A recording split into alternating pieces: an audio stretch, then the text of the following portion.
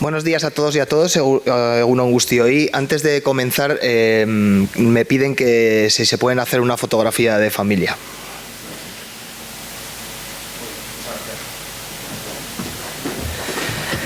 Muchas gracias, es muy complejo esto del protocolo.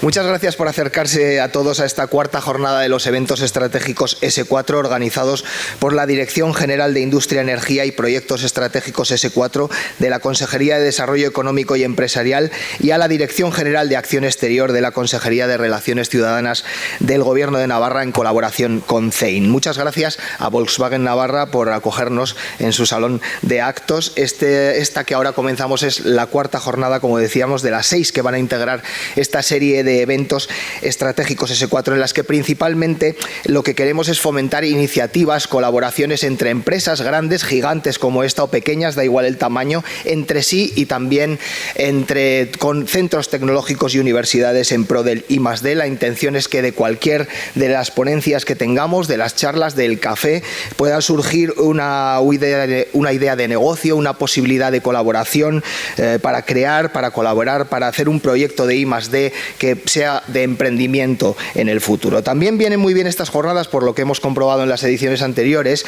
para conocer cuáles son las subvenciones, las ayudas del Gobierno de Navarra y también cuáles pueden llegar desde Europa para saber dónde preguntar y dónde buscar esa financiación. El reto de hoy es el reto Volta, vehículos de cero emisiones, largo alcance y tecnología avanzada, que es sin duda el reto con mayúsculas de este sector de la automoción, un sector que sabemos el peso que tiene en la economía navarra, el 25% del Producto Interior Bruto industrial, con un tejido de unas 120 empresas, un volumen de negocio que asciende a los 5 billones de euros, con un empleo directo alrededor de 13.000 trabajadores y de indirecto ya se dispara absolutamente. Y el principal responsable de esto es nuestro anfitrión, Volkswagen Navarra, mejor fábrica europea de 2021, un referente mundial, 4.600 empleados que van a hacer unos 300.000 coches este año, así que en este rato, en estos 2 minutos ya han hecho unos 2 coches más o menos.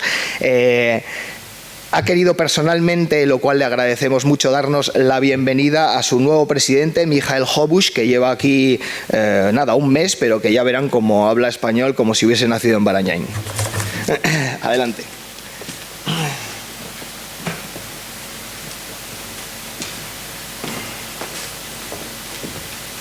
Muchas gracias.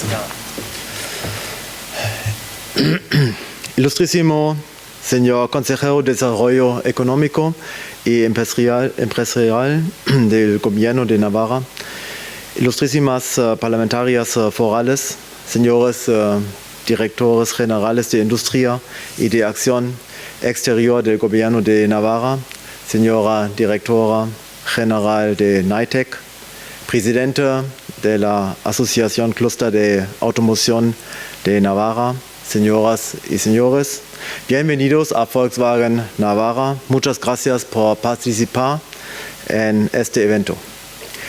Siempre es importante intercambiar ideas, opiniones y experiencias sobre nuestro día a día y sobre todo del futuro de este mundo de la automoción.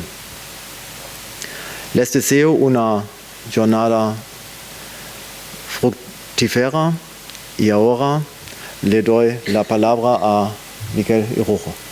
Muchas gracias.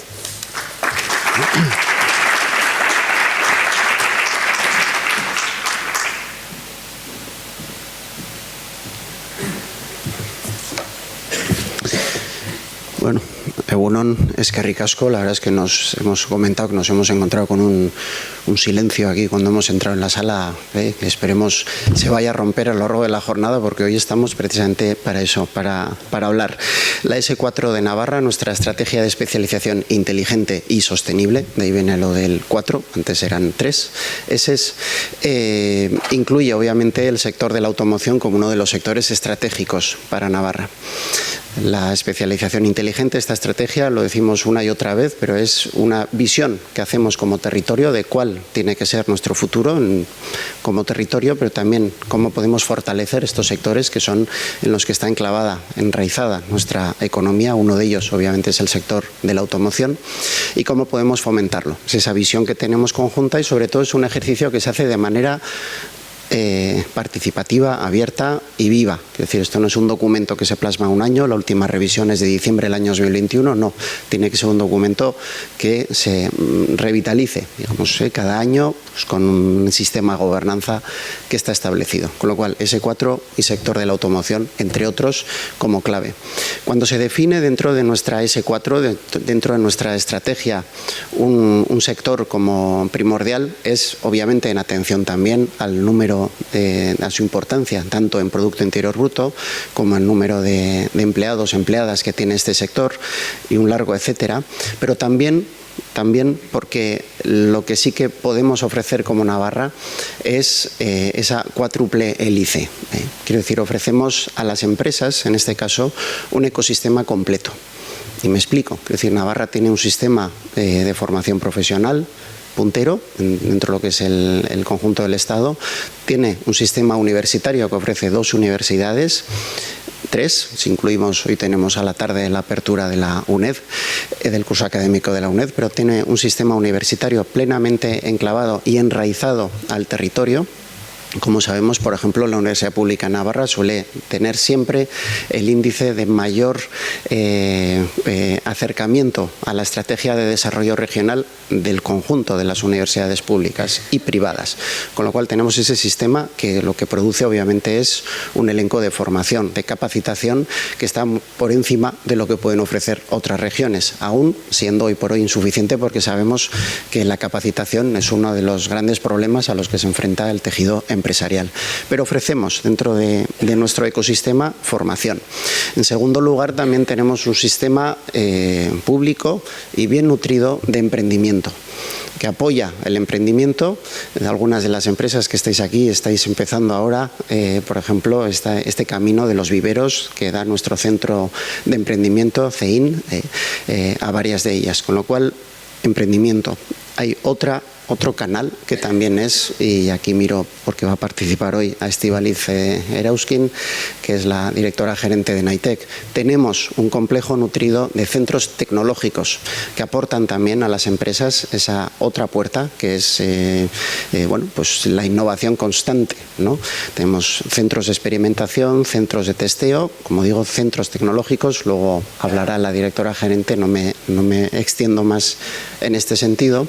Y tenemos también, obviamente, una serie de medidas, tanto de inversión como fiscales, que también apoya también ese tejido, los cuales, y aquí me miro a Roberto Lanaspa como presidente de ACAN, que es verdad que es muy bueno, pero siempre es mejorable. Lo dejamos así en esta primera intervención. Pero lo que sí que tenemos también dentro de toda este S4 es todas estas hélices de las que he hablado: formación, tecnología, emprendimiento, ayudas, ¿no? Todo un sistema que incluye estrategias para fomento del sector, y todos los proveedores del sector, que es indispensable también para un OEM como es Volkswagen.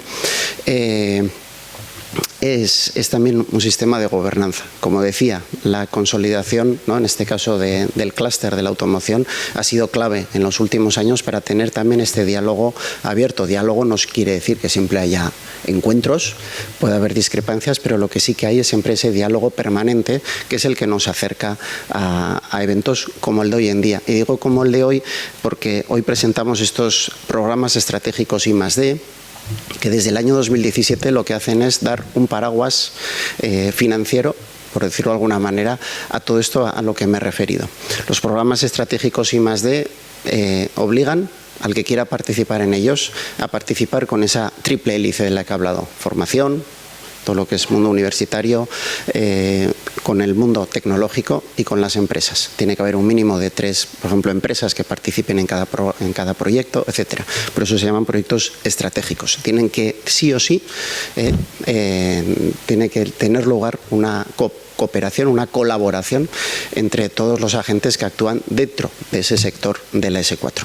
Es lo que venimos a presentar hoy dentro de estos proyectos estratégicos que tienen una dotación anual propia de Gobierno de Navarra de 16 millones de euros. O sea, son proyectos que tienen que tener entre 1 y 3 millones de euros por proyecto, con una duración de hasta 3 años, con lo cual estamos hablando de proyectos estables, con una financiación importante por parte de Gobierno de Navarra e, insisto, que obligan a la colaboración entre todos los agentes de la S4. Y también, obviamente, por eso lo hacemos en cooperación con el Departamento de Relaciones Ciudadanas y Acción Exterior, que nos acompaña el Director General de Acción Exterior, con esa vocación de que estos proyectos también miren a donde hay que mirar, a nuestro contexto, que es Europa, que es el que nos ha marcado, entre otras cosas muchas de las que se hablarán hoy, esta electrificación con un año ya límite para todos los europeos.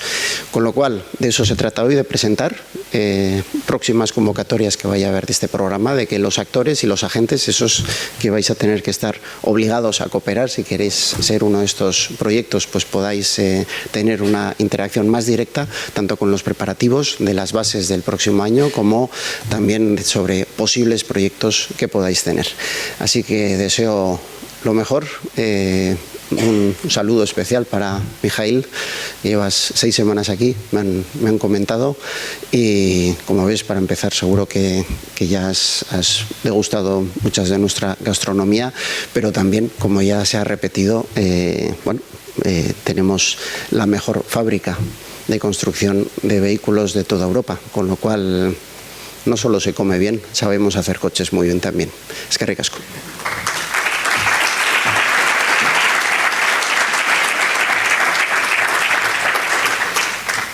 Muchas gracias, consejero y presidente. Todas las personas que han preparado estas jornadas se han esforzado mucho en que sean interesantes, dinámicas e intensas. Como hemos visto en las 2 primeras intervenciones, van a ser muy interesantes, pero muy rápidas. También es importante para que esto fluya y para que lleguemos con fuerzas a la segunda parte del programa, que es una dinámica lúdica muy interesante. Otra demostración de agilidad y de impacto en el mensaje nos lo va a dar María de Miguel, que es ingeniera industrial y trabaja en la Dirección General de Acción Exterior, que es coorganizadora de estos eventos, de estos retos. María nos va a organizar un poco el mapa de oportunidades, qué ayudas ofrece la Unión Europea, dónde encontrarlas, dónde buscarlas. Cuando quieras, María.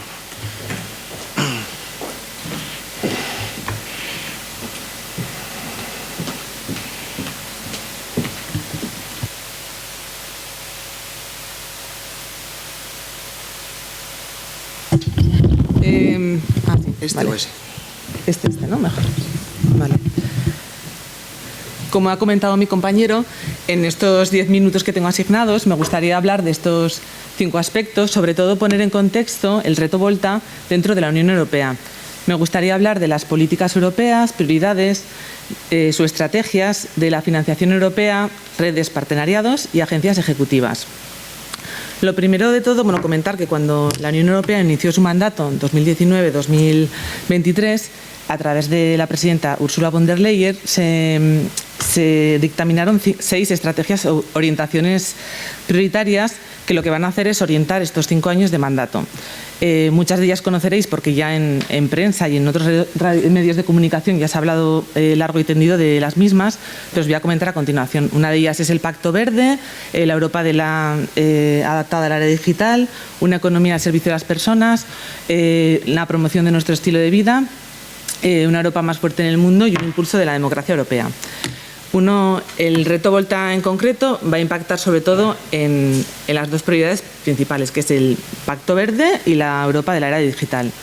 En principio, dentro del Pacto Verde, uno de los objetivos ambiciosos que se planteaba la Unión Europea es conseguir una Europa climáticamente neutral de aquí al 2050. Este objetivo tan ambicioso se complementaba con otro tipo de objetivos, como era el hecho de cuidar también la especie humana, la flora, fauna, y conseguir empresas y productos tecnológicamente limpios y que seamos líderes mundiales. Y todo esto se tiene que conseguir de una forma equitativa e integradora. Para ello se creó desde la Unión Europea el Fondo de Transición Justa, para aquellos países o Estados miembros que partían de una posición de desventaja consiguieran, a través de estos fondos, el mismo reto, la misma ambición. Dentro de cada una de las prioridades o orientaciones políticas que os he comentado, se van a diversificar o diverger en diferentes sus estrategias europeas.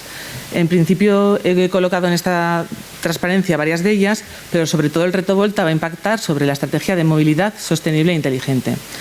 En principio, como ya sabréis todos, Europa, bueno, uno de los objetivos fundamentales de este espacio geopolítico llamado Unión Europea era el conseguir un mercado único. Para conseguir este mercado único era necesario conseguir pues, las 4 libertades necesarias: la libertad de servicios, libertad de personas, libertad económica y de mercancías. Para conseguir esta libertad de personas y de bienes, uno de los objetivos o ambiciones de la Unión Europea, oiga, no sé qué ha pasado. Fue la de crear una red transeuropea de transporte. De hecho, el libro blanco publicado en 2011 ya se habla de esta red común para toda Europa. Además, esta red transeuropea que va a permitir la libre circulación de mercancías y personas, se promulgó la estrategia de movilidad sostenible e inteligente. Esta estrategia va a tener 3 patas fundamentales, que son las que he puesto ahí a continuación, que son la de conseguir una movilidad sostenible, una movilidad inteligente y una movilidad resiliente. Dentro de la movilidad verde, lo que se pretende es conseguir sistemas de transporte que sean con emisiones cero, que no emitan gases invernaderos, conseguir también una mejor planificación de las rutas de transporte para evitar cualquier consumo de energía innecesario, etcétera. Dentro de la estrategia o objetivo de Smart Mobility, lo que se pretende es que se consiga, a través de sistemas inteligentes de transporte, que pueden ser basados o no con inteligencia artificial, conseguir optimización de los tráficos de flujo, conseguir un transporte conectado, automático y sobre todo eso, pues conseguir un billete electrónico único, un transporte intermodal, etcétera. Y luego el último objetivo, que es el de conseguir una movilidad resiliente, viene a decir que quiere que el transporte sea menos dependiente de los combustibles fósiles, que sea también más resiliente en el sentido de que aguante mejor los ciberataques, ya que ahora mismo los coches, como son más automáticos, y vamos a tener otro tipo de retos o desafíos en este aspecto, y también que sea más resiliente, que evite mayor número de muertes, etcétera. En esta diapositiva he puesto una serie de normativas o directivas que se han ido publicando conforme para hacer un poco para de alguna forma cumplir con esta estrategia, y sobre todo son directivas y reglamentos orientados a disminuir lo que son las emisiones de carbono, mejorar todos los sistemas inteligentes de transporte. De hecho, ahora se está revisando, la Comisión Europea está revisando la directiva específica de sistemas de transporte inteligente. También se están promocionando el uso de energías renovables en el medio de transporte y se está haciendo ahora mismo también una normativa específica en baterías. En esta diapositiva he puesto sobre todo tema reglamentario, pero creo que es de obligada cita también comentar la Alianza Automovilística de Regiones, que me imagino que comentará largo y tendido el próximo ponente. Con respecto a la financiación europea, que es el siguiente punto que me gustaría comentaros, en esta diapositiva hemos puesto un póster que se ha elaborado desde la Oficina de Proyectos Europeos. En ella lo que explica un poco las diferentes fuentes de financiación dentro de la Unión Europea, y voy a hacer más específico cuáles son los programas que están relacionados con este reto. Lo primero de todo, comentar cuál es la diferencia entre las dos grandes fuentes de financiación, que son los fondos Next Generation y los fondos del marco financiero plurianual.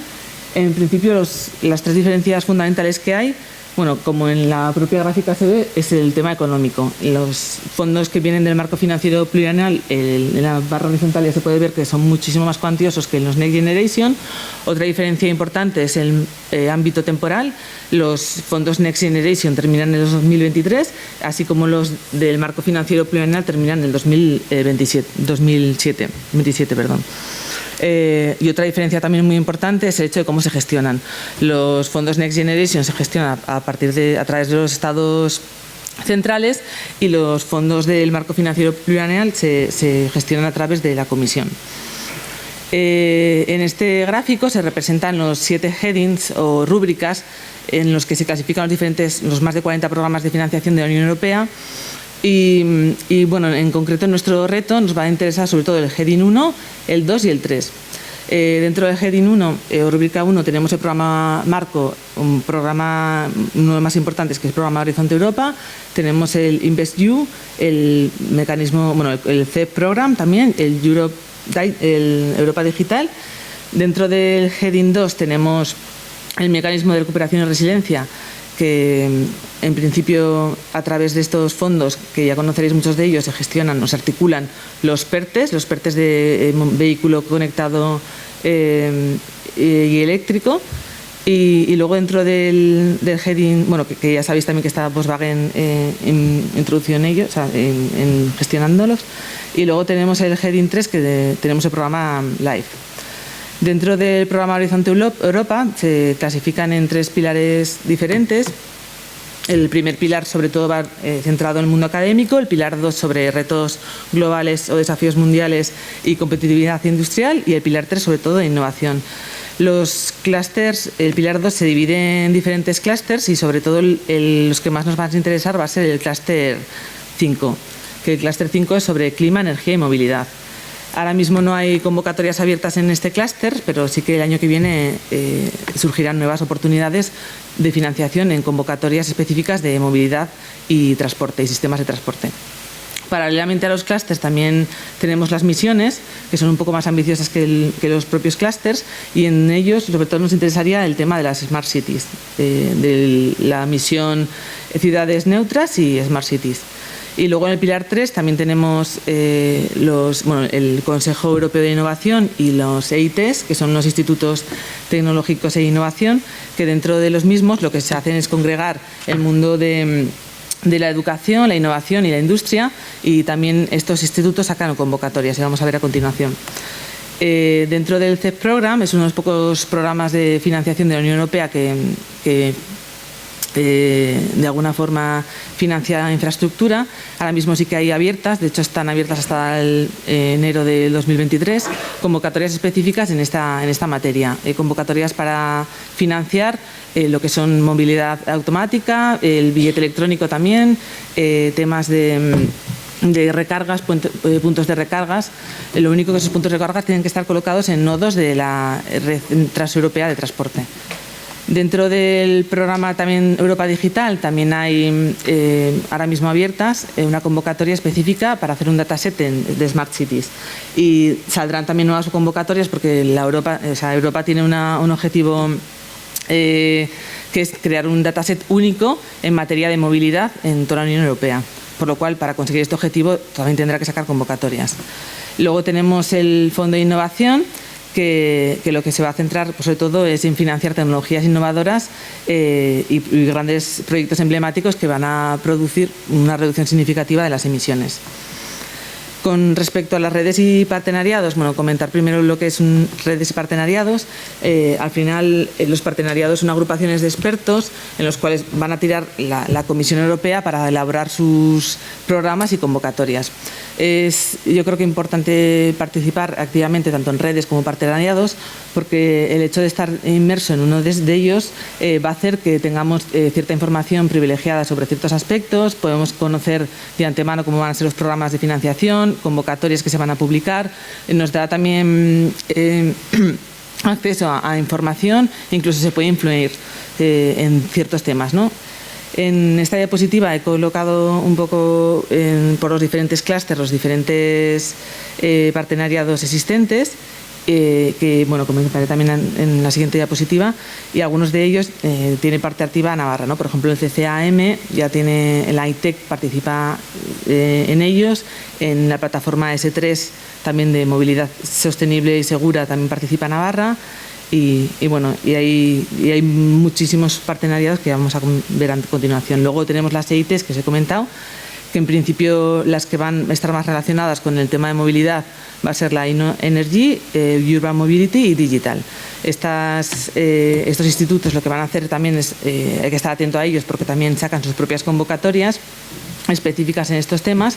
De hecho, ahora mismo la Urban Mobility tiene también una convocatoria específica en planes de movilidad urbana, y y también te va a permitir pues eso, tener acceso a ciertos conocimientos específicos en materia de un sector en el cual estés inmerso, etcétera.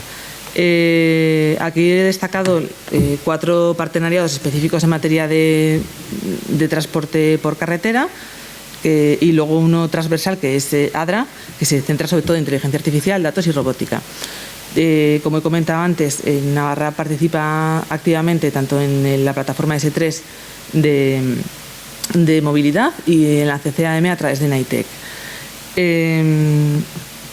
Además de estos partenariados que ya he presentado anteriormente, tenemos en la Oficina de Proyectos Europeos una publicación de mapa de redes europeas que muestran la participación de Navarra en las mismas, y se muestran los partenariados no solo del transporte terrestre, sino también del transporte marítimo, fluvial, sistema ferroviario, etcétera.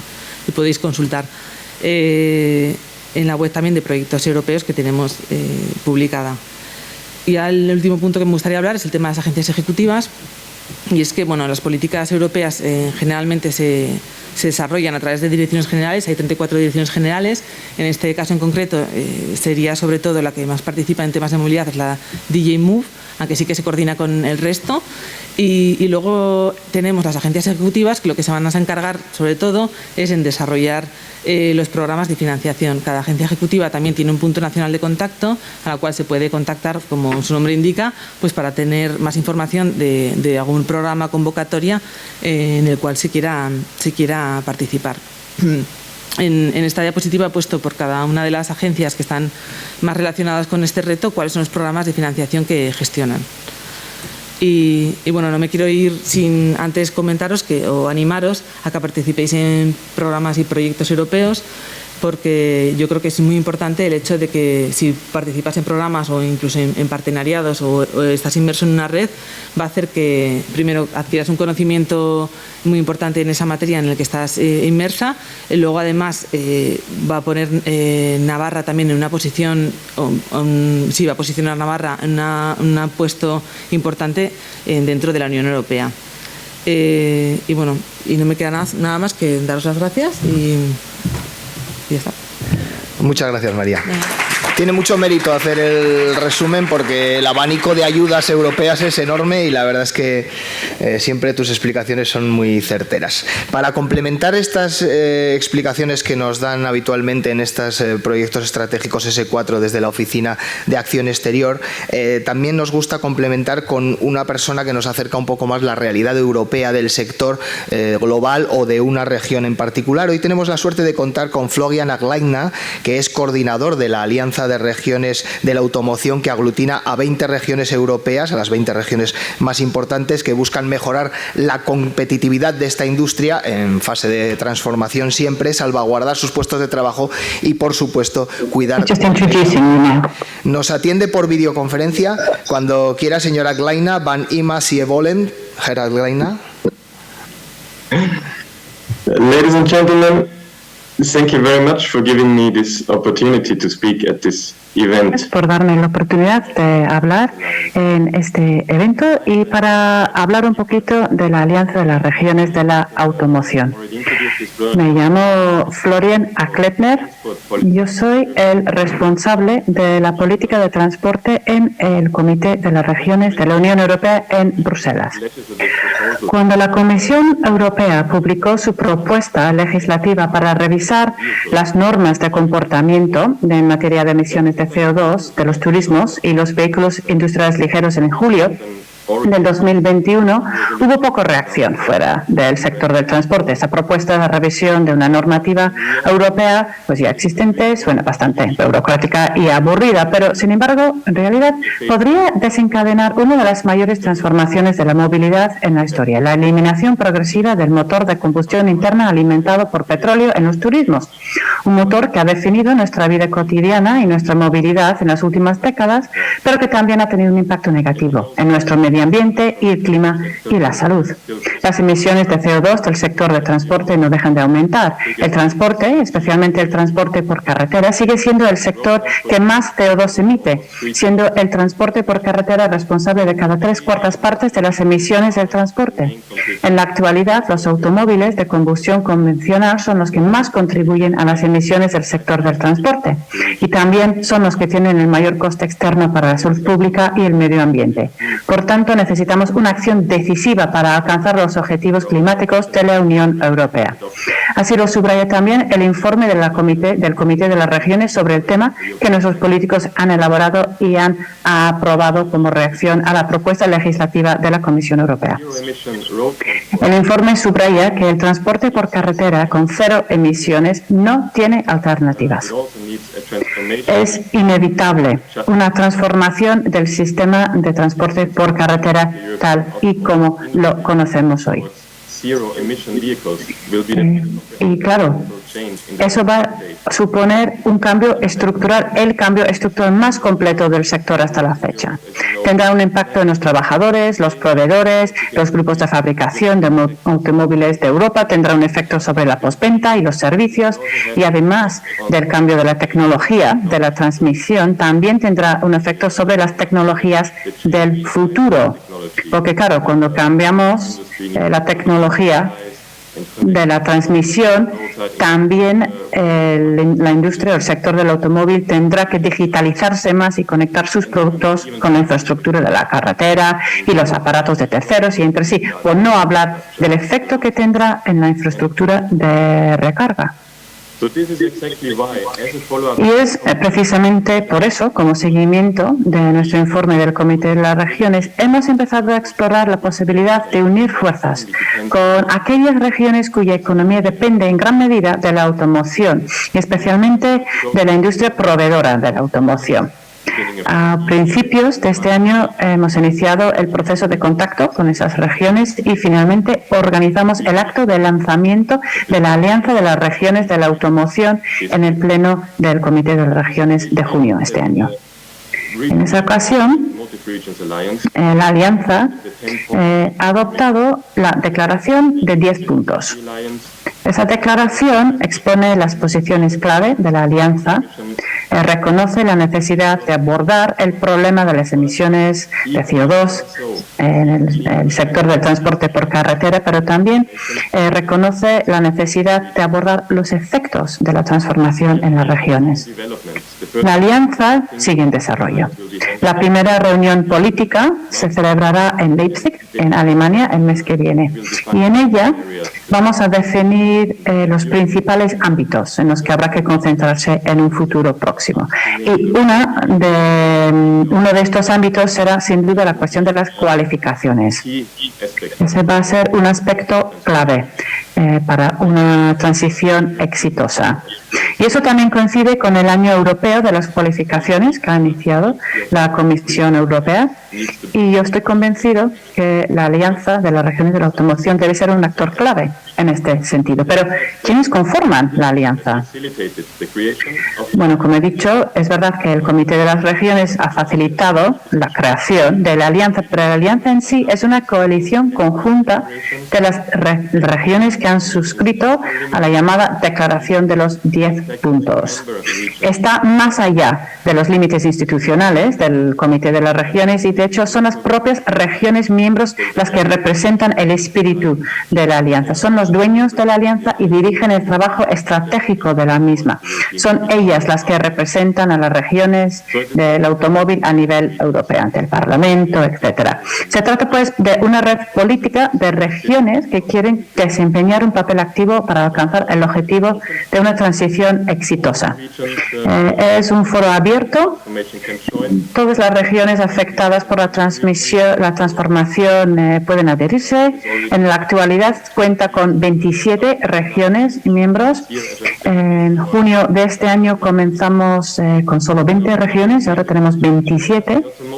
Y esto me lleva a la pregunta, ¿qué defiende la Alianza de las Regiones de la Automoción, aparte de la necesidad de descarbonizar el transporte por carretera y garantizar una transición justa y equitativa para las regiones? Bueno, en primer lugar, la Alianza exige que se establezca un mecanismo europeo que apoye una transición justa, equitativa y exitosa de las regiones. Y este mecanismo debe estar respaldado por fondos a nivel europeo y por medidas políticas que apoyen esa transición. Porque, claro, creemos que si solo lo que se pide solo es el fin del motor de la combustión interna y luego deja que las regiones se ocupen de las consecuencias, pues no puede ser suficiente. Por ello, la Alianza también subraya la necesidad de una evaluación real y detallada del impacto territorial de la legislación. Es decir, necesitamos comprender las consecuencias regionales de la transformación del sector del automóvil. Una de las consecuencias, como he dicho antes, será que las competencias y la mano de obra necesarias serán muy diferentes tras la transición. Aunque eso tendrá consecuencias diferentes en las distintas regiones, eso lo entendemos, dependerá un poco del ecosistema en cada región, pero bueno, aún así los retos pueden ser similares y serán similares. El mayor impacto se producirá en la infraestructura de las pequeñas y medianas empresas, que son la columna vertebral del sector de suministro de la automoción y que dependen en gran medida de las decisiones estratégicas que tomen los fabricantes de automóviles. Por lo tanto, la Alianza reclama una plataforma europea de intercambio de mejores prácticas en materia de recualificación y mejora de la mano de obra regional. Para evitar la pérdida de puestos de trabajo, se prevé una estrecha cooperación con el Pacto por las Capacidades y la Alianza por las Capacidades en el sector de la automoción, especialmente a la luz del Año Europeo de las Capacidades, que comenzará el año que viene. Y por último, la Alianza exige medidas de apoyo a los entes locales y regionales y una mayor flexibilidad de las directrices sobre ayudas estatales para permitir el despliegue de estaciones de repostaje y puntos de recarga accesibles al público, y también la adopción acelerada de tecnologías innovadoras y diversas soluciones tecnológicas para los coches del futuro. Por último, está claro que un mecanismo de transición justa de ese nivel de complejidad debe elaborarse y aplicarse a través de un marco de gobernanza a varios niveles, asegurándose de que cuenta con los recursos adecuados y las medidas de apoyo a las políticas necesarias que abordan la planificación de la transición y el diálogo social.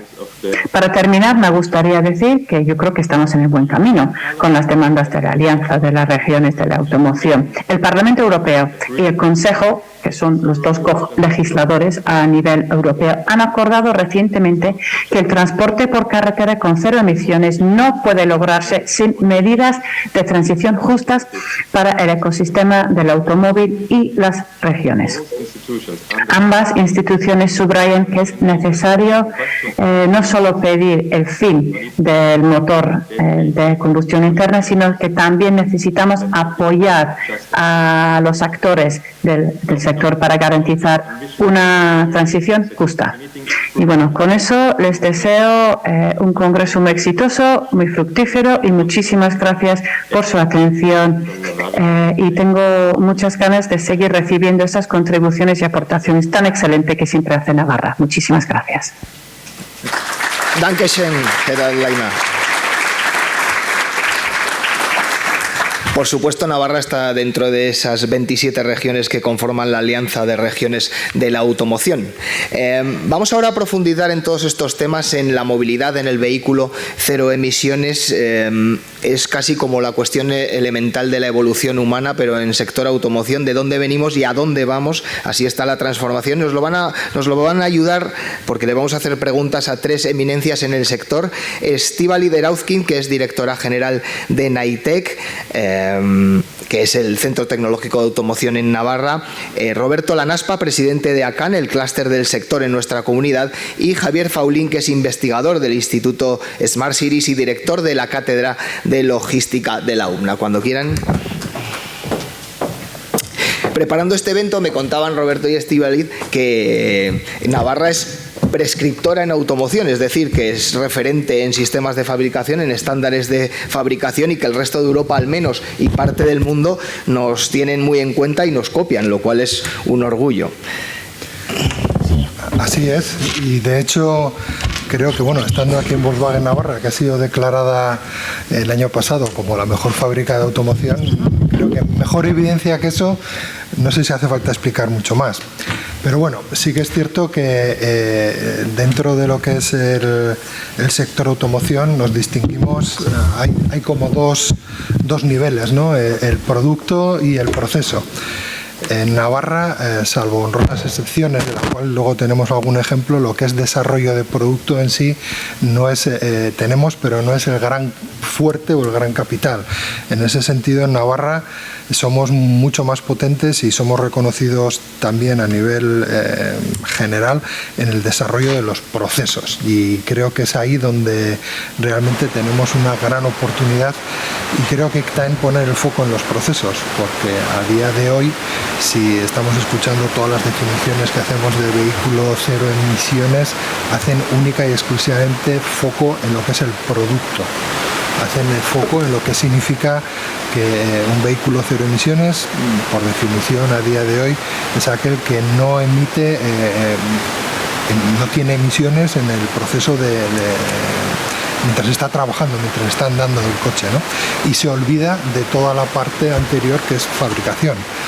Haríamos muy poco un favor a la sociedad en general si hacemos unos coches que son cero emisiones absolutas, pero en el proceso de fabricación contaminamos incluso más de lo que puede ser la vida del producto, ¿no? Entonces, teniendo en cuenta, como digo, que Navarra es muy potente y tiene muy buenos profesionales en lo que es desarrollo de proceso, creo que hay que hacer ahí un especial hincapié para conseguir la sostenibilidad a largo plazo de lo que es el sector, ¿no? En ese sentido.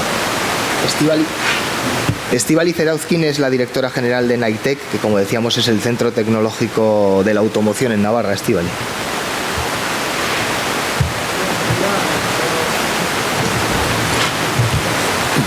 Gracias. Agradeceros la invitación que nos habéis cursado. Y bueno, la verdad es que es un verdadero placer estar aquí con todos vosotros.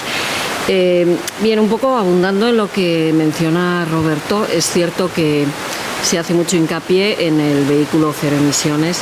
Hay mucho que hablar, que desarrollar, que opinar.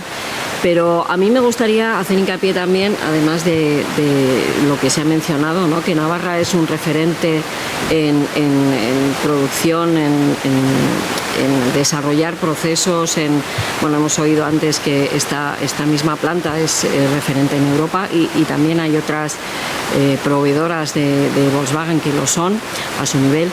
Pero bueno, me gustaría también, en la parte que me toca, hacer mención que dentro de lo que es la innovación, queremos ser también un referente, y de alguna manera pues estamos ahí, creo que en primera línea, ¿no?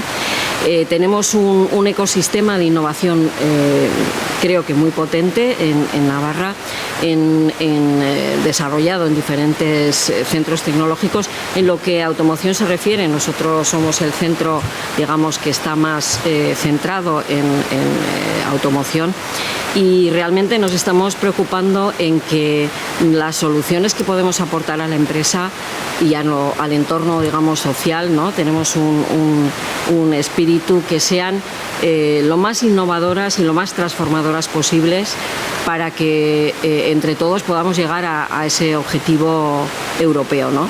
Yo creo que tras haber pasado estos años tan duros, ¿no? De pandemias, guerras, de todo lo que ha pasado, la principal conclusión es que la ciencia y la tecnología han sido claves para salir del agujero en el que hemos estado metidos, y creo que también van a ser la clave para avanzar entre todos, ¿no?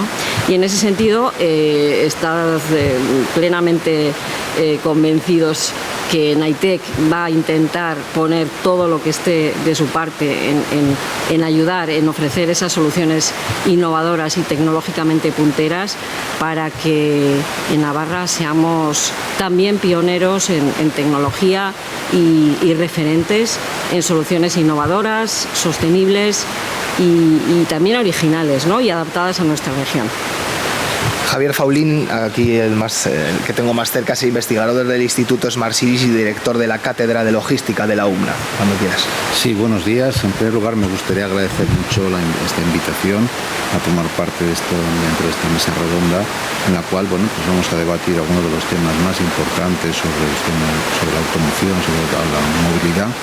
Lo primero que quería era un poquito, para que quizás no todos los presentes conocen, pues el Instituto de Smart Cities, el Instituto de Investigación de la Universidad Pública de Navarra, en la cual se tocan muchos aspectos bajo distintas perspectivas, sobre todo en temas de lo que es toda la gestión energética, también temas legales, también temas de movilidad, también en temas de energías renovables, y digamos el cual formo parte y fui hasta el año pasado su secretario.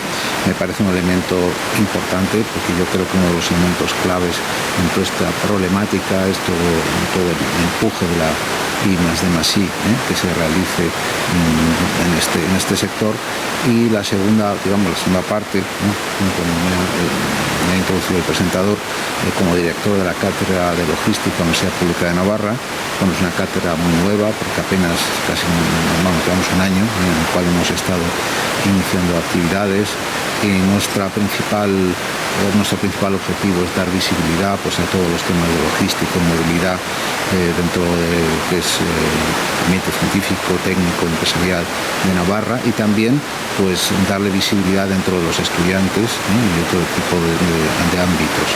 Y también hemos iniciado pues estos unos primeros pasos estamos realizando un estudio sobre cómo está pues el sector de la movilidad en Navarra, un tema logística, movilidad en la comunidad foral, y es uno de los principales ámbitos en los cuales estamos trabajando. Me ha parecido muy interesante las dos intervenciones previas. No sé si puedo comentar una cosa. Sí, claro que sí.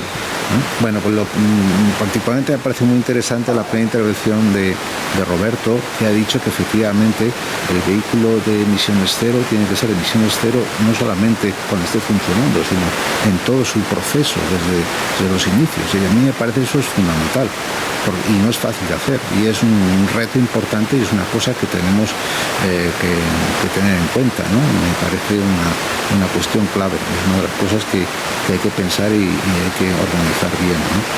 Y bueno, ese era el principal comentario que quería hacer, ¿no? Vamos a indagar poco a poco, Roberto. Aparte del vehículo eléctrico, que obviamente estamos todo el día viéndolo en prensa, en televisión, ¿qué otras tecnologías se consideran para vehículos cero emisiones?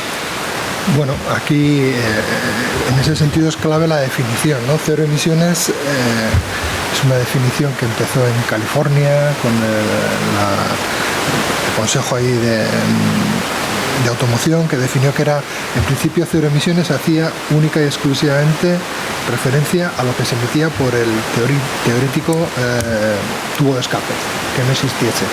Luego se avanzó un poquito más y se hicieron las definiciones de pozo a rueda, que decía que también incluía lo que era la generación de la energía, ¿no? En ese sentido.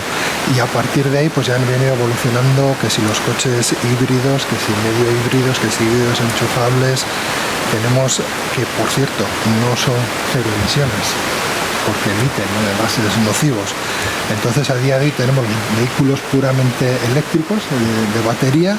Aparte tenemos vehículos de nitrógeno, que están en estudio, vehículos de hidrógeno, y dentro de vehículos de hidrógeno tenemos dos subtipos, que uno sería el de la pila de hidrógeno, que haciendo un proceso de oxidación de lo que es el hidrógeno, pues se produce electricidad que alimenta los motores eléctricos, y luego vehículos de hidrógeno térmicos, que lo que haces es quemar el hidrógeno. En sí, el proceso de quemar hidrógeno es neutral al medio ambiente, porque emite agua, no emite emite oxígeno, no emite residuos, pero los motores térmicos, al llevar aceites, con el tema de la temperatura, acaban emitiendo una mínima cantidad de residuos al medio ambiente. Entonces estos, si somos muy puristas, no habría que considerarlos dentro de la clasificación de cero emisiones. Es cierto que a día de hoy el impulso está dado hacia los vehículos puramente eléctricos, pero también es cierto, y creo que en la industria y en los círculos técnicos es bastante conocido y asumido que para lo que son largas distancias y largas cargas, el vehículo eléctrico, tal y como está concebido a día de hoy, posiblemente no sea la solución adecuada. Podremos estar hablando de soluciones más pensadas en el hidrógeno, porque es un vector energético que es mucho más fácil de almacenar, transportar, repostar. Todo lo que antes comentábamos de la infraestructura que es necesaria disponer alrededor del vehículo eléctrico, en ese sentido, bueno, pues es algo más parecido el vehículo de hidrógeno a lo que a día de hoy tenemos y conocemos, ¿no?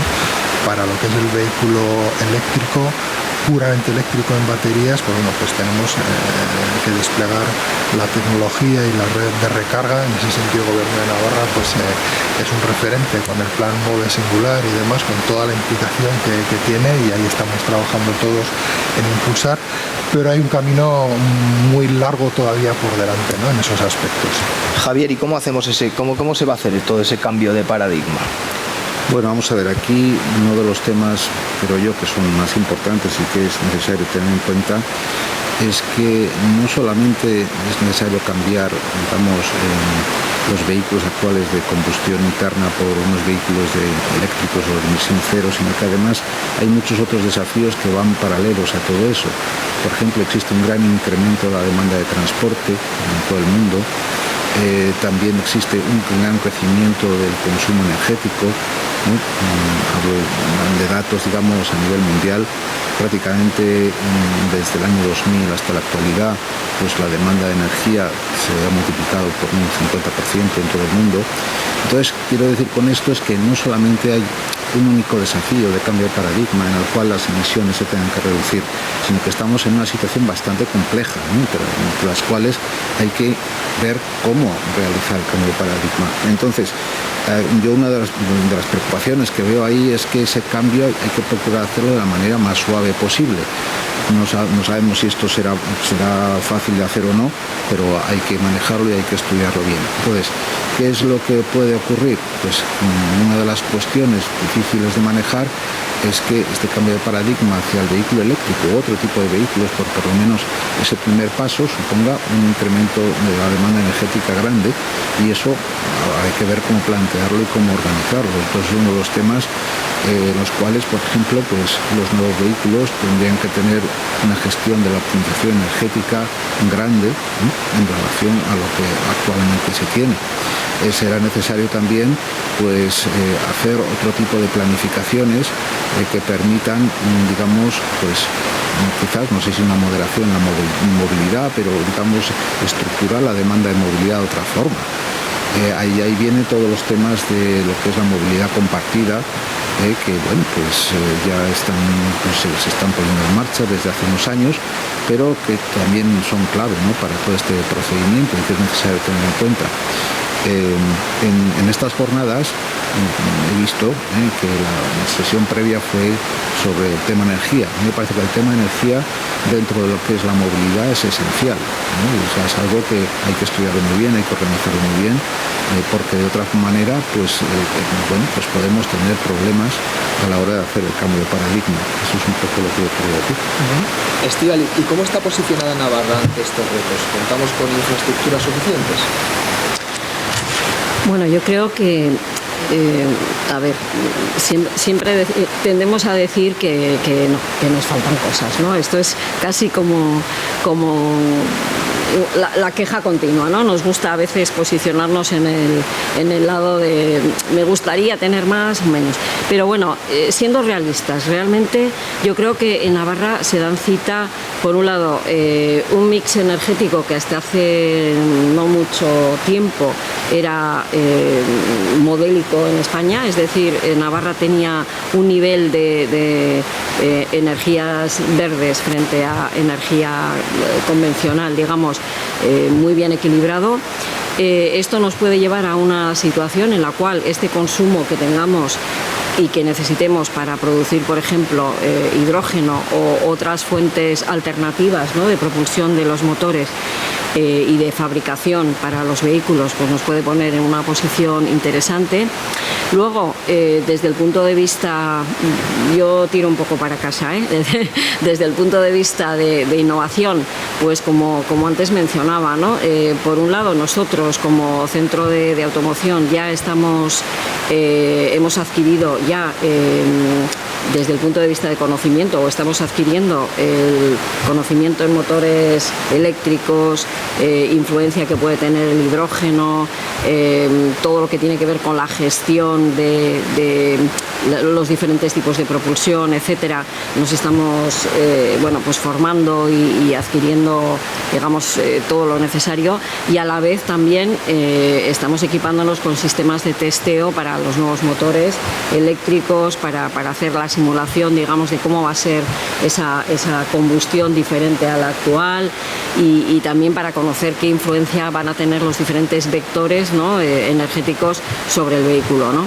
Bueno, con todo esto, y además unido a que también tenemos un centro de energías renovables y como antes decía, pues un mix, digamos, energéticamente interesante, creo que nos pone en una posición muy interesante. Es decir, los dos, como decía Javier, la energía, la transición energética es clave en este sector, en muchos, pero también en este. Entonces, bueno, yo creo que contamos con las dos patas que son más importantes dentro de todo este movimiento que vamos a tener que transitar, ¿no?, según la legislación europea hasta el 2050, ¿no?, y que el año 30 va a ser clave, ¿no? Roberto ha encendido el micrófono. Has comentado al principio que estamos en un proceso de transformación, y si algo define al sector automoción es la constante evolución, ¿no?, en ese sentido. Y también comentaba Javier el tema de la energía, que tiene que ser renovable. Yo creo que en este sentido es un tema transversal, y que no solo es que cambiemos las fuentes de energía por energías renovables. Si hiciésemos eso nos quedaríamos a mitad de camino. Tenemos que ser eficientes en ese consumo de energía y ampliarlo a toda la cadena de valor, porque si pensamos, imaginemos que ahora llenamos todo el techo de la fábrica de paneles solares y sustituimos la energía tradicional por energía solar. Ya hemos hecho el trabajo. No, nos queda a mitad de camino, porque lo que tenemos que hacer es seguir utilizando el momento en el que estamos y todas las tecnologías que se nos ponen encima de la mano, Industria 4.0, sistemas de control, porque precisamente ahí es donde va a estar el punto diferenciador, ¿no?, en el poder ser eficientes en la densidad de energía utilizada por kilómetro usado. Conforme seamos capaces de ir descendiendo en ese nivel, contribuiremos de una manera mucho más eficiente y no haremos simplemente incrementar la demanda de energía. Por ahí es por donde tenemos que caminar. Entonces, en ese sentido, vuelvo a hacer hincapié en que está, por un lado, lo que es la demanda y necesidad de energía del propio vehículo, pero toda la fabricación de la cadena de valor, ahí es donde toma una dimensión realmente importante. Javier, me voy a saltar el guión, porque has dicho que en el anterior reto, en el reto Aero, el que hablamos de la energía renovable, un compañero tuyo de la cátedra de la Universidad Pública de Navarra explicó que claro, para hacer una batería para un coche se necesitaban una cantidad de recursos que no sabíamos si estábamos, para reducir emisiones en un coche, si estábamos cargándonos el planeta de otra manera. No sé si eso es uno de los desafíos energéticos que se plantean. Bueno, sí, eso es una afirmación efectivamente del director de la Cátedra de Energía Renovable, y él sabrá mucho mejor que yo cuáles son los desafíos energéticos. No, pero en lo que estamos hablando ahora, sí, en cero emisiones. En cero emisiones. Bueno, vamos a ver. esto es uno de los temas claves, por decirlo así, todo el tema de la gestión de baterías. Efectivamente es algo esencial, digamos, en lo que es el modelo del vehículo eléctrico y también pues, puede ser un poco su talón de Aquiles y que es necesario mejorar, porque evidentemente no se va a producir un cambio de paradigma completo, sobre todo en el ámbito del vehículo eléctrico, hasta que no se mejoren todos los ámbitos de lo que es la gestión de baterías de la forma que sea. Es cierto, aquí hay una cuestión y es que casi, digamos, no todas, pero muchas de las mejoras tecnológicas puede tener un impacto, digamos, en el medio ambiente. Entonces lo que hay que procurar es minimizar eso. Entonces hay que ver exactamente cómo hacerlo. Por eso una de las cuestiones esenciales, me parece a mí, en todo este cambio de paradigma son todos los temas de investigación de I+D+I. Es algo esencial porque hay muchos elementos críticos ahí que si no se gestionan bien, pues al final puede ocurrir que estemos trasladando el problema. Es decir, el problema de las emisiones de CO2 luego se transforma en un problema de gestión de las baterías o se transforme en un problema de otro tipo de ámbito, ¿no? Que al final también va a generar emisiones. Entonces, por eso hay que estudiarlo bien, hay que manejarlo bien y hay que a la hora de diseñar el cambio de paradigma ver un poco cuáles van a ser los perfiles en los cuales tenemos que trabajar y darnos cuenta que este no es un problema sencillo, o sea, como he dicho antes, es un problema que tiene muchas caras y que hay que intentar abordarlas todas, ¿no? y que el cambio de paradigma sea de la manera más suave posible. Yo habitualmente, cuando asisto a charlas de este tipo, y también he visto a otros ponentes que a veces hablan de cuestiones históricas, cuando uno se quiere decir, bueno, ahora estamos en un cambio de paradigma, en la historia hemos tenido otros cambios de paradigma. Pues sí, que los ha habido, pero no del nivel que hay ahora. Quizás el más cercano podría ser el cambio de paradigma del coche de caballos al coche de combustión que hay ahora. Ese cambio no es el que probablemente no sea el que va a haber ahora, porque por ejemplo, se suele poner como diseño, como perfil típico de ese cambio de paradigma a principios del siglo XX, la Quinta Avenida de Nueva York en el año 1900 y la Quinta Avenida de Nueva York en el año 1910. Solo en 10 años se cambió de que toda la calle estuviera llena de coches de caballos y que estuviera llena de vehículos de combustión. Entonces, yo creo que aquí no va a ser esto tan sencillo, ¿no? Sino que por una parte porque no existe un paradigma tan claro, es necesario, digamos, ver cada una de las vertientes, ver exactamente cuáles son las ventajas e inconvenientes que en particular va a tener el coche eléctrico. Es cierto lo que ha dicho Roberto de que al final probablemente que nos dé la solución es el vehículo de hidrógeno, en fin. Entonces es algo que tenemos que ir estudiando y que efectivamente pues tenemos que ir viendo cómo mejorar toda esa planificación, todo ese planteamiento. Gracias, Javier. Y Estíbaliz, sí. Perdón, me gustaría, estando de acuerdo, ¿no?, con mis compañeros de mesa, apuntalar un tema, ¿no? Es decir, que es verdad que la transición, etcétera, obviamente no va a ser rápida, pero es verdad que también estamos en un mundo absolutamente conectado. Es verdad que nunca hemos estado en una situación en la cual podemos contar con tanta, digamos, fuerza tecnológica como la que tenemos ahora, ¿no? Y es verdad que también, como mencionaba Roberto, ¿no?, hay que poner encima de la mesa todos los avances a todos los niveles, ¿no? Es decir, que nuestros procesos no van a ser mejores si no somos capaces de incorporar sistemas de digitalización, de control, y luego somos capaces de actuar de manera inteligente sobre ellos, pero también si no somos capaces de conocer mejor los productos para los cuales estamos fabricando, y también si no somos capaces de después conocer la aplicación final y lo que se requiere para esos productos, ¿no? Pero yo creo que nunca hemos tenido tan al alcance de la mano tanto desarrollo, tanta gente colaborando, y por tanto, aunque sea una transición que obviamente no es fácil porque va a tener un impacto económico, social y como antes mencionaba uno de los ponentes, cada región va a tener que adaptarse de alguna manera a su realidad socioeconómica. Yo creo que también bueno, pues contamos con muchas muchas más herramientas para abordar esta transformación que desde luego va a ser importante y va a conllevar muchos cambios. Gracias. Voy fatal de tiempo, Estíbaliz. ¿Y en Navarra podemos ser líderes en todo o hay que centrarse en algo? Hombre, obviamente no vamos a ser líderes en todo porque yo creo que somos una región importante, pero bueno, pues somos quienes somos, ¿no? Pero bueno, yo creo que tenemos que buscar nuestros nichos.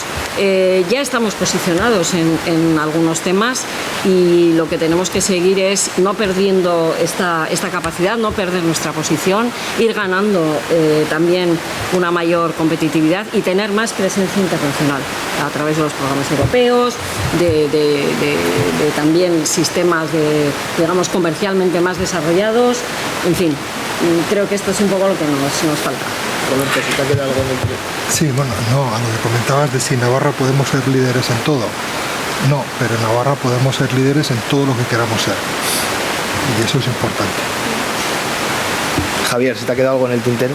Bueno, no, básicamente es apoyar lo que han dicho los ponentes. A mí me parece que todo lo que sea el desarrollo de I+D+I va a ser muy importante en este cambio de paradigma. Estoy de acuerdo con lo que decía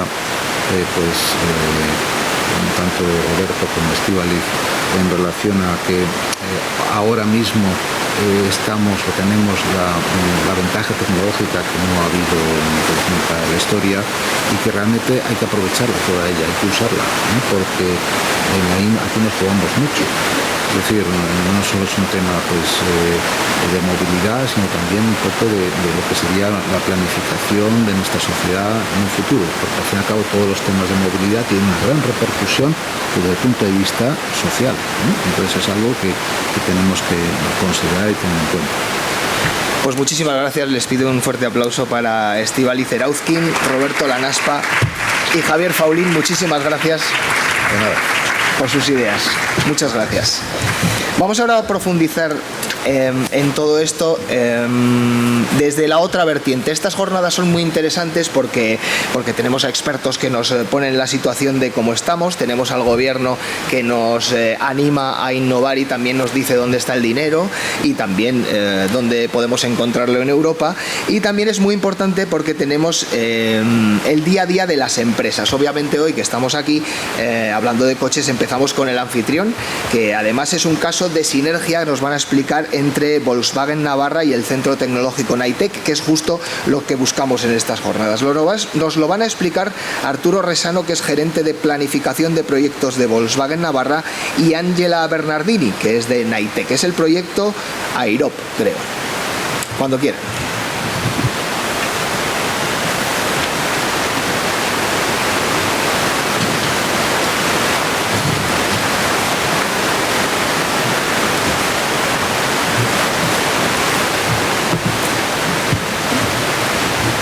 Donde quieras, Ángela. Muy bien.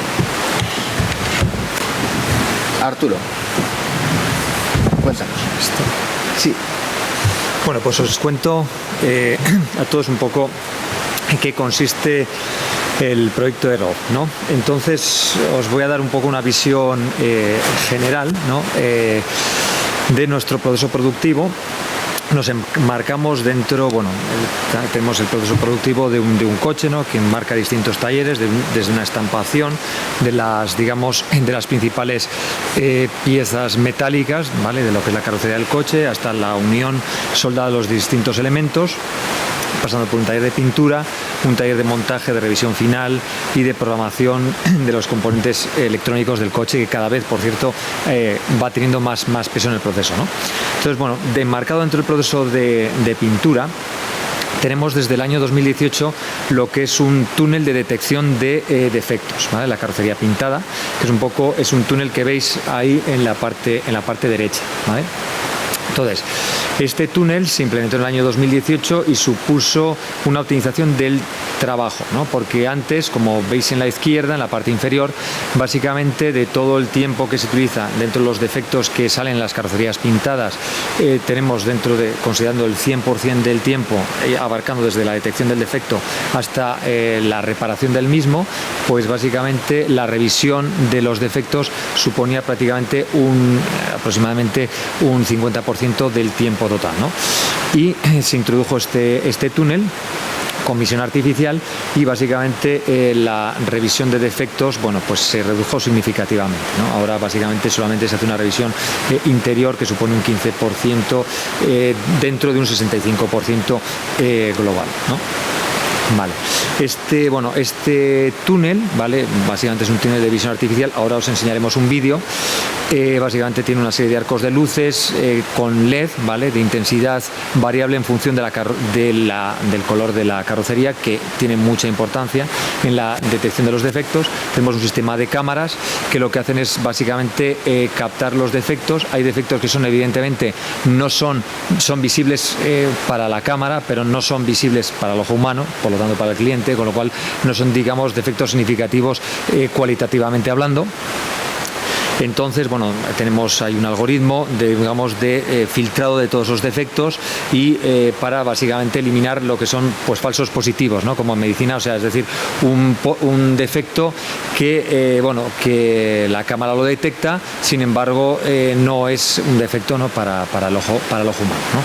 Entonces, bueno, ¿qué nos introdujo este sistema? Básicamente una mayor eficiencia, porque conseguimos reducir bastante el tiempo de inspección. ¿Vale? Después conseguimos, digamos, reducir los retrabajos o el tiempo que utilizamos a reparar esos defectos, como digamos retrabajos, porque los detectamos de una forma precoz. Y luego después básicamente también nos introduce, bueno, pues una herramienta muy potente, porque quedan todos los defectos registrados y podemos tener, digamos, un tratamiento estadístico de los mismos a nivel de cantidad de defectos, por pieza, por color, etcétera, ¿no? Entonces os enseñamos un poco, pasamos a la siguiente transparencia y os enseñamos un poco, si nos pones el vídeo, por favor, lo que...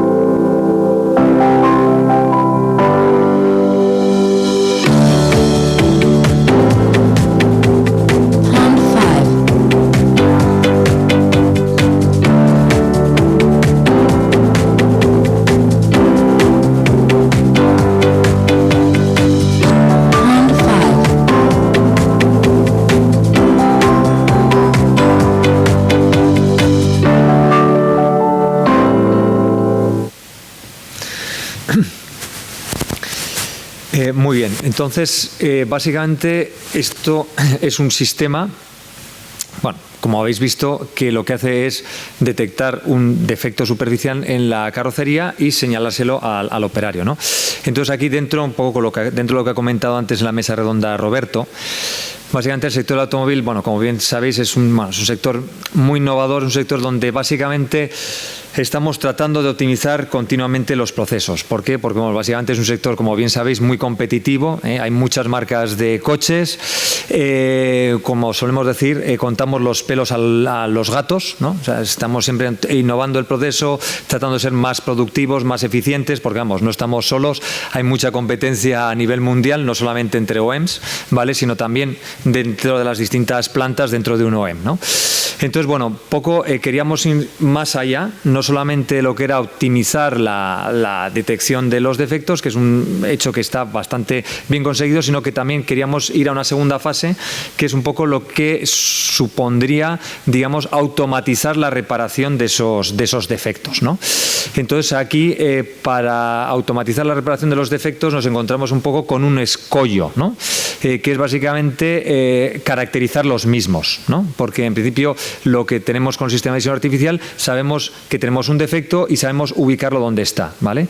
Pero no sabemos caracterizar, es decir, los defectos superficiales en una carrocería son de distintos tipos, puede ser una suciedad, una impureza, puede ser un descolgado, una gota de pintura, puede ser un bollo, ¿no? Entonces, cada defecto puede ser una microrraya, entonces cada defecto tiene una reparación distinta, ¿vale? No todos los defectos tienen la misma reparación, entonces el operario tiene que ver, se le indica dónde está, pero él tiene que ir a verlo físicamente, decir, vale, esto es defecto tal, entonces tengo que utilizar X medios para repararlo, ¿no? Y entonces un poco dentro de la caracterización de los defectos, ¿no? Es un poco donde se marca nuestra colaboración con iTech, ¿no?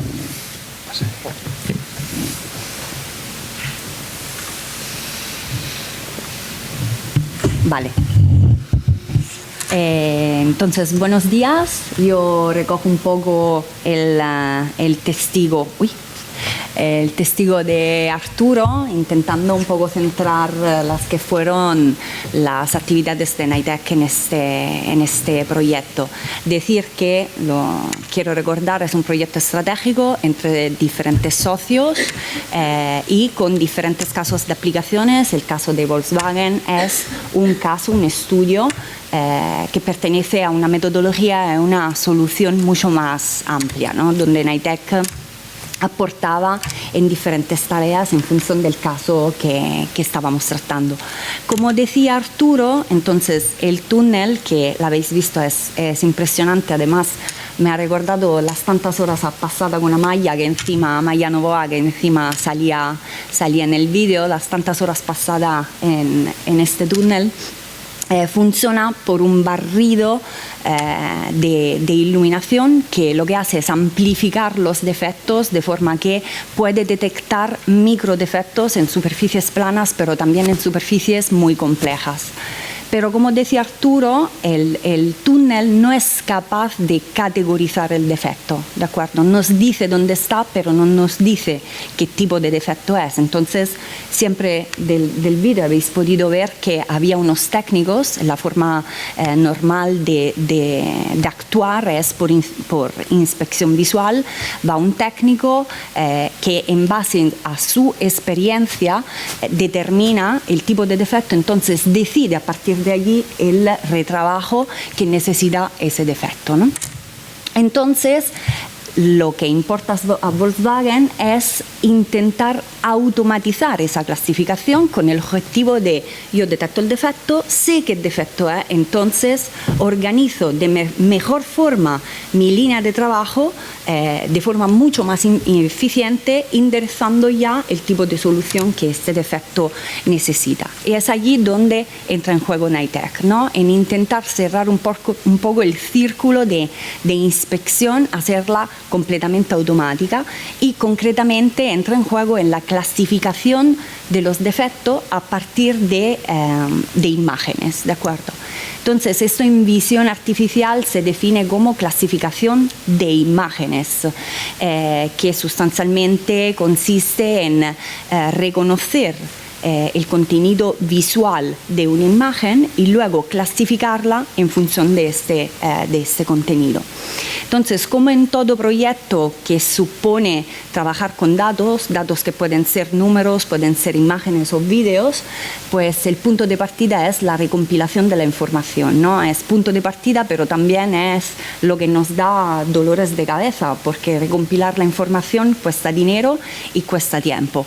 En este caso, por ejemplo, en el caso del túnel, por supuestísimo teníamos toda la información, teníamos a nuestra disposición las imágenes, que es la que podéis ver en alto ahí a la izquierda. Esa es una imagen que recibimos directamente del túnel, pero la información del tipo de defecto estaba ya en los compañeros que lo habían retrabajado. Entonces, allí digo donde el trabajo, por ejemplo, de Amaya, de recoger toda esa información, de que sea trazable y de cada defecto corresponda a su tipo y a su retrabajo, ¿de acuerdo? Este proyecto preveía el desarrollo además de un brazo robótico que tiene que situarse en la localización del defecto, que a su vez viene dada por parte del túnel. Entonces, a la espera de poder desarrollar el prototipo, decidimos arrancar con información que ya disponíamos, la del túnel. Y utilizamos este tipo de imágenes para poder clasificar defectos que, digamos, de alguna forma tienen una característica que salta a la vista, ¿no? Que es fácil de detectar tanto por los seres vivos como para máquinas. En este caso, por ejemplo, tenemos un bollo. En la parte de la derecha son imágenes que nosotros hemos ido retratando y veis que tiene una forma especial, ¿no? Parece casi un 8, un símbolo del yin y el yang, o sea, fácil de clasificar. Entonces, en este caso utilizamos, por ejemplo, técnicas clásicas de procesamiento de imagen. Pero a partir de allí quisimos dar un paso más allá y trabajar con otro tipo de imagen, también porque tenemos que pensar que las imágenes del túnel están pretratadas por los desarrolladores del túnel con el objetivo de detectar, pero no de clasificar, por lo que esas imágenes perdían información valiosa que es importante, sin embargo, para nosotros para poder clasificar. Entonces necesitamos sacar nuevas imágenes, imágenes que luego tuvimos que tuvimos que corregir, por ejemplo, el tamaño. Imaginamos que nosotros nos acercamos a un defecto, sacamos una imagen tremebunda al final, donde el defecto es algo de micra, por lo que necesitamos preprocesar esas imágenes, hacerlas mucho más pequeñas, por ejemplo, cambiar la escala de colores, veis que siempre son en grises porque el color influye, no hablamos si la carrocería no tiene una pintura mate, entonces todo este tipo de tratamiento de la imagen tuvo que aplicarse antes luego de aplicar técnicas avanzadas de aprendizaje profundo para clasificarla. Entonces, el aprendizaje profundo, el deep learning, estoy segura que lo habéis oído ya muchísimas veces últimamente, es una técnica particular de aprendizaje automático y sustancialmente consiste en algo muy sencillo, enseñar a las máquinas algo que los humanos hacemos con total naturaleza, es decir, aprender con ejemplos. En este caso, los ejemplos son las imágenes. Vamos pasando imágenes de los varios defectos y aplicamos estos algoritmos de aprendizaje profundo que en la mayoría de los casos son redes neuronales profundas. Por eso se llama deep learning, ¿de acuerdo? No voy más en lo técnico que luego aburro profundamente. Entonces, en pruebas de laboratorio, pues logramos obtener un desempeño de los modelos superior al 90% en la clasificación. Entonces, independientemente de esto, de lo que esto pueda significar en la automatización de los procesos, entendemos que estamos llevando a cabo tareas a una velocidad increíble, estamos siendo consistentes, eliminamos el error humano, estamos ganando en eficiencia. Independientemente de esto, quiero decir que este proyecto fue la base para un nuevo paradigma de trabajo, el que nosotros, científicos de datos, llamamos MLOps, de Machine Learning a operaciones. Y lo quiero decir porque quiero que a las empresas esta palabra y este paradigma empiece a sonar tanto cuanto el Deep Learning. ¿Por qué? Porque hemos tenido inversiones increíbles en lo que es la inteligencia artificial desde el 2018, millones de euros. Sin embargo, las empresas que han podido aprovechar en pleno esas inversiones son muy pocas. verdaderamente pocas las que han podido sacar beneficio comercial. Y esto es porque existe una brecha increíble entre el científico de datos, que es el que hace esos algoritmos para clasificar las imágenes, y el ingeniero que despliega la solución, con el objetivo de cerrar y de unir estas dos personas, sustancialmente estas dos partes de trabajo. Entra en juego este nuevo paradigma, un paradigma que suele trabajar en la nube. Tenemos que modernizarnos en los datos. Las empresas suelen funcionar en silos, no se comunican, muchas veces por proteger la información, pero tenemos que pasar a la nube, tenemos que agilizar la transformación digital. Y ese es el paradigma para hacerlo. Sustancialmente lo que se hace es trasladar, coger de alguna forma prestados requerimientos que son clásicos y típicos en el despliegue de un software en producción, cual por ejemplo la integración continua, el despliegue continuo de la solución, de la mano del machine learning, pensando que ese software que tiene que ponerse en producción como servicio va cambiando, porque los datos cambian. El entorno cambia, nuestro modelo pierde de capacidad predictiva, ya pierde su desempeño, y este es el paradigma para hacerlo. Y esto es todo. Pues muchas gracias, Ángela. Gracias. Y Arturo por este buen ejemplo de colaboración entre una empresa y un centro tecnológico. Muchas gracias. Gracias. Nuestro siguiente invitado es una empresa un poquito más pequeña que Volkswagen, es NTD Energy. Su CEO Ricardo Arrondo nos va a presentar La Cota, un innovador proyecto para la movilidad en las ciudades. Cuando quieras, Ricardo. ¿Quieres sentado, de pie? Sentado. Muy bien. Pues a ver, ¿en qué consiste el proyecto La Cota? Eso, bueno, interesante. Vamos a ver si acierto con el mando, que seguramente que no. Abajo. Yo creo que es aquí. Bien. Eso es. Perfecto. Bueno, nuestro proyecto La Cota significa alianza de amigos, alianza de empresas. Es un proyecto diferente e innovador. Nos dedicamos al diseño y desarrollo de vehículos eléctricos, especialmente Smart City. Nos preocupa muchísimo la última y primera milla, y vamos a intentar describir un poco los problemas que tenemos en la gran ciudad, que hoy ya se ha explicado ya por adelantado, pero creemos que nosotros podemos aportar un poquito más.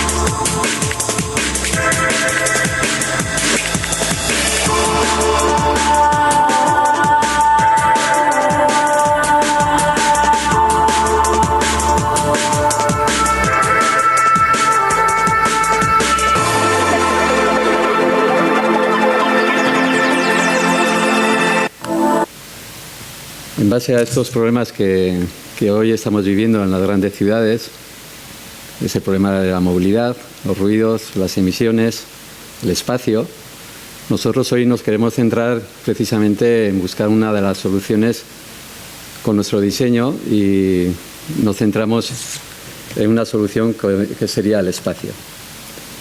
El espacio es una cosa que nos preocupa muchísimo, porque las ciudades han sido invadidas por los automóviles. Las ciudades están diseñadas en un principio para habitar el ser humano, ¿no? Entonces, esto nos preocupa enormemente. Incluso en Pamplona el espacio ya empieza a limitarse. aunque la construcción de la ciudad está muy bien diseñada, también ya tenemos problemas circulatorios. Nosotros a este problema lo que intentamos es buscar soluciones. Entonces nos hemos centrado en el diseño de un vehículo de unas dimensiones muy pequeñas, estaríamos hablando de 2,7 metros, y que además tiene la calidad de poderse encoger, por lo cual en los aparcamientos, allá donde metemos un vehículo, podríamos meter 3 y 4 vehículos. Esto nos liberaría bastante espacio dentro de la ciudad. Donde hay 15 vehículos, podríamos llegar a meter hasta 45 vehículos. La opción que tenemos al poder meter tantos vehículos es porque nuestro vehículo, además, también rota sobre sí mismo, por lo cual no necesitaríamos marcha atrás y podríamos salir siempre de cara a la dirección de tráfico. Este vehículo, en un principio, precisamente pensado en las personas, buscamos la seguridad. Entonces, la entrada del vehículo lo hacemos en la parte frontal para que los accesos y salidas del vehículo sean las aceras, libres de riesgos en la parte de circulación. Luego también tiene como un aspecto muy diferencial, es que podemos poner el volante a la derecha o a la izquierda, por lo cual cualquier mercado lo podríamos cubrir. A nivel de diseño tecnológico, nuestro vehículo llevamos 4 años con este trabajo, 2 años muy fuertes, en el cual se ha diseñado una dirección por cable, un sistema Robot Wheel, que sería dirección, tracción, suspensión y freno incorporado, con una plataforma OnSteering, con 4 córneres totalmente independientes. Le dotamos de un panel solar para poder alimentar los periféricos e incluso en un momento determinado que pueda recargar mínimamente las baterías como una especie de reserva. El vehículo es 100% eléctrico, es un vehículo que gracias al PERTE, en el cual creo que se dará a luz este año, podremos dotarlo de conectividad y además hacerlo totalmente autónomo. Os vamos a enseñar un poco cuál es el proyecto en sí de la empresa.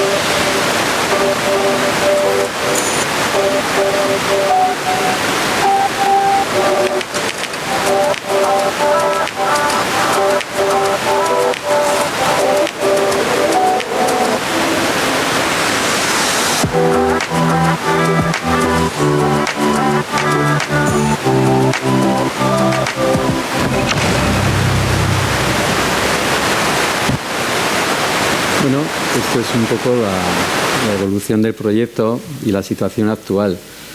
El COVID a nosotros nos perjudicó mucho porque nos pilló en momentos de cambio.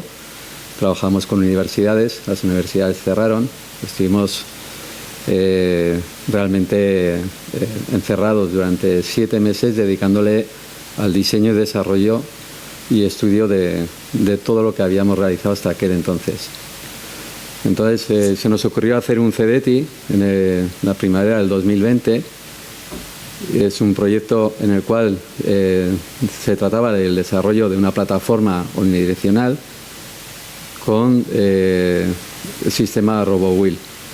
En un principio este proyecto nos creó bastantes dificultades, pero conseguimos terminarlo. De hecho, el día 3 de noviembre tenemos la inspección final del proyecto y seguramente está el éxito. A mitad del año pasado tuvimos la suerte de participar en un proyecto estratégico del Gobierno de Navarra. El proyecto se denomina MOSIC y nuestra participación como empresa tractora era el diseño y desarrollo de un pequeño camión de última milla. Ese pequeño camión tenía que tener la tecnología que se había estado desarrollando en el CDTI, pues tenía que ser una plataforma rígida con sistema de RoboWheel y todo el apartado de conectividad y otros elementos para tener la última y primera milla tanto en reparto terrestre como sería reparto aéreo. Aquí ya participamos con universidades, con ITEC y otras empresas. A fecha de hoy estamos en el Ecuador y pensamos que estamos muy bien. Esperamos este año haber iniciado el PERTEVEC que lidera Audi Volkswagen en el vehículo eléctrico. Se está retrasando y seguramente pues de comienzo en enero del 2023. Esperemos que así sea. Y nosotros, nuestra participación es el desarrollo y la perfección de la plataforma plegable, el sistema RoboWheel de cuarta generación que nos permitirá tener una plataforma totalmente plana en el cual la suspensión la introducimos dentro de lo que sería el chasis y evitamos los rebotes y balanceos. Además de esto, pues el vehículo será totalmente conectado y autónomo. Esperamos que este proyecto, pues lógicamente vea su luz, ¿no? Estamos dentro de la agrupación, seguramente seamos la pyme más pequeña que está en la agrupación F3 y como he dicho, pues bueno, pues esas tres partes de desarrollo son las que nosotros participamos y que esperamos lógicamente poder demostrar en nuestro vehículo.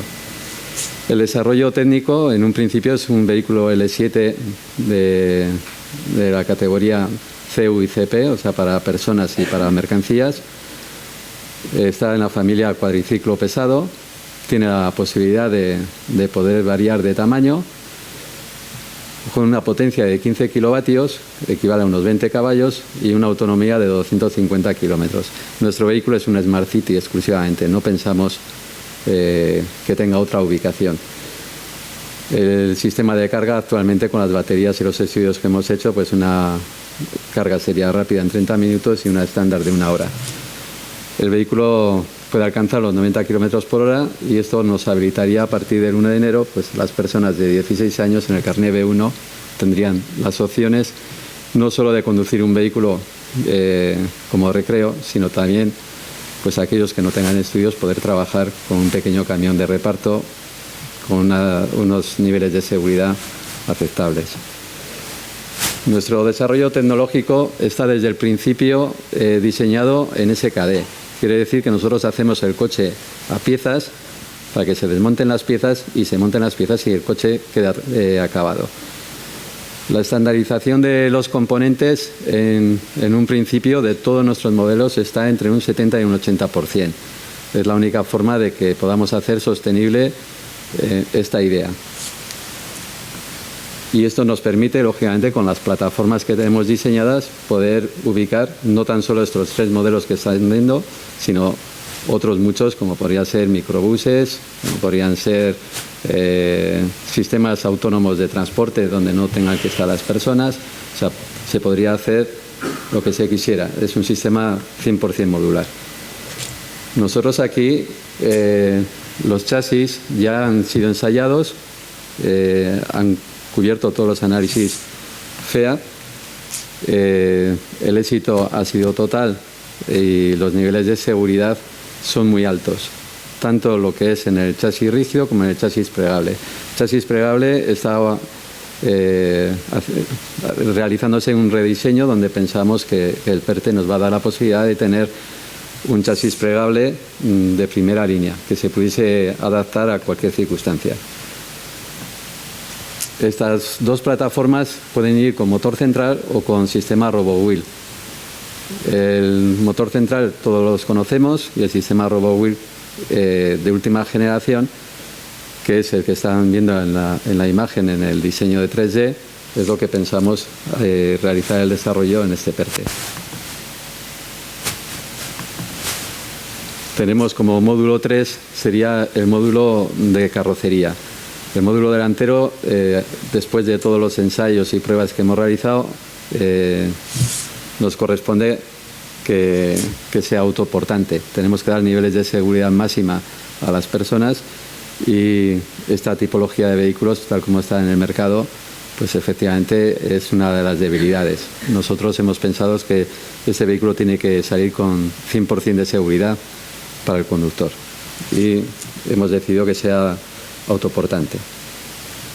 El módulo 4 y 5, el módulo 4, que sería la parte superior, nos habilita de que podamos tener un descapotable o un buggy y tener un vehículo de invierno. O sea, al final de cuentas podemos tener un vehículo y si compramos el techo podemos tener los dos vehículos en uno solo. La consola central adquiere toda la tecnología. Ahí nos va a permitir tener todas las conexiones. Es una consola inteligente donde está totalmente conectada. Y el módulo 6 y 7, el módulo 6 es el módulo trasero y el 7 son todos los acabados, tanto de interiores, como asientos, como todo aquello que queramos meter en el vehículo. Esto son frases que están hechas y efectivamente no me corresponden a mí, porque yo no soy un genio. Pero efectivamente las ideas, las obras se diseñan, pero solo se pueden terminar con trabajo. Y no somos un proyecto de éxito si el éxito no te lleva a la industrialización. Entonces, con mucho que nosotros queramos hacer algo por el mundo, si el mundo no hace algo por nosotros, no vamos a poder hacer que esto se vea a la luz. Así que desde aquí os invito a todos a participar en nuestro proyecto Lakota, que es alianza, precisamente para que podáis disfrutar de la construcción de una idea, y el nombre ya lo podríamos poner entre todos. Esto es la demostración de los alcances que estamos llevando. Este es el modelo más económico que se piensa desarrollar, que es el buggy. Y sin más, estas son una de las cualidades que tiene. Se agradece, muchas gracias. Pues muchas gracias. Muchas gracias, Ricardo. Parece ciencia ficción. Si nos dicen que esto lo están construyendo en Estados Unidos o en China, no nos extrañaría, y mira, lo estamos haciendo aquí en Navarra. Antes de tomar un café y charlar un poco y comentar la jugada, nada, nos queda que nos va a dedicar unas palabras a modo de cierre institucional Sergio Pérez, que es director general de Acción Exterior del Gobierno de Navarra y, por tanto, coorganizador de estos eventos estratégicos S4. Cuando quiera, Sergio. Desde la parte que corresponde a la Dirección General de Acción Exterior, lo que queremos es explicar pues, por qué hacemos lo que hacemos, por qué estamos colaborando en esto, y creo que ha quedado bien claro en la primera de las intervenciones a través de la Oficina de Proyectos Europeos, y es mostrar todas las oportunidades de financiación que tenéis al alcance del marco financiero plurianual. Si bien hoy en día está en boca de todos el marco de recuperación y resiliencia a través de los PERTES, ¿no? Hoy nos encontramos en Volkswagen y es un hito de financiación muy importante a través de un fondo europeo. No tenemos que perder de vista el marco financiero plurianual, que como hemos visto está dotado con una gran capacidad financiera y que ya está accesible para todas aquellas empresas, instituciones, universidades, centros tecnológicos que quieran acceder a los mismos. También es importante resaltar el papel de Navarra que tenemos en Europa a través de la participación de las diferentes instituciones europeas. Formamos parte del Comité de las Regiones y hemos tenido ocasión de escuchar a Florian, la persona que nos ha explicado esta alianza de regiones de automoción, en el que Navarra formamos parte y que tenemos que decir de manera orgullosa que somos una región fundadora de esta alianza. Es verdad que hoy en día se encuentran 27 regiones, pero la iniciamos 20 y en el pleno del Comité de las Regiones de junio de este año es donde nosotros, Navarra, fuimos quienes impulsamos la creación de esta alianza y que, como ha comentado también el ponente, en Leipzig, en Alemania, estaremos presentes de una manera muy decidida, porque es una alianza que lo que pretendemos es reclamar a las instituciones europeas un apoyo adicional a estas regiones que estamos afectadas por nuestras características industriales, en este caso el sector de la automoción, y creemos que la unión de las diferentes regiones vamos a poder conseguir esto que reclamamos. Además, no tenemos que perder de vista que el año que viene es el año europeo del upskilling y reskilling, de las competencias profesionales, y de que esta transformación del sector automovilístico va a tener lugar sin perder de vista la capacitación de las personas trabajadoras, y que vamos a tener que estar muy atentos a esas recualificaciones, a esa reconversión de la formación de estas personas para los territorios que nos afecta principalmente. Y por último, no me voy a extender mucho más, simplemente quería lanzar un mensaje en relación a muchas veces el papel que se espera de nosotros o que jugamos cuando nos describimos a nosotros mismos de Navarra. Navarra no somos una región pequeña, por mucho que lo digamos. Navarra, teníamos ocasión de comentar con el comisario Schmidt, con el comisario de Empleo y Derechos Sociales, hace poco en una reunión que tuvimos en Bruselas. Navarra tiene el mismo tamaño y tiene las mismas condiciones que Luxemburgo. Por lo tanto, a lanzar el mensaje de que tenemos unas grandes capacidades, tenemos un gran sistema innovador. Hoy hemos tenido capacidad de ver y de escuchar cómo la cuádruple hélice se ha alineado en este sector estratégico para Navarra, y tenemos que empezar a quitarnos ese complejo de que somos un territorio pequeño. Tenemos que conseguir que Europa esté más presente en Navarra, porque queremos más Navarra en Europa. Eskerrik asko, muchas gracias.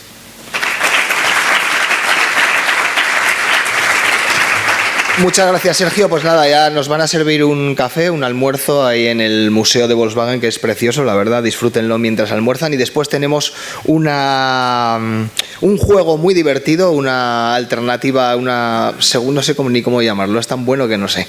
En la segunda parte del evento, la verdad es que lo vamos a pasar como niños. Nada, solo decir que cuando vayan a almorzar pueden aprovechar para coger las pegatinas que ponen las chicas de Mediación Navarra. Muchas gracias.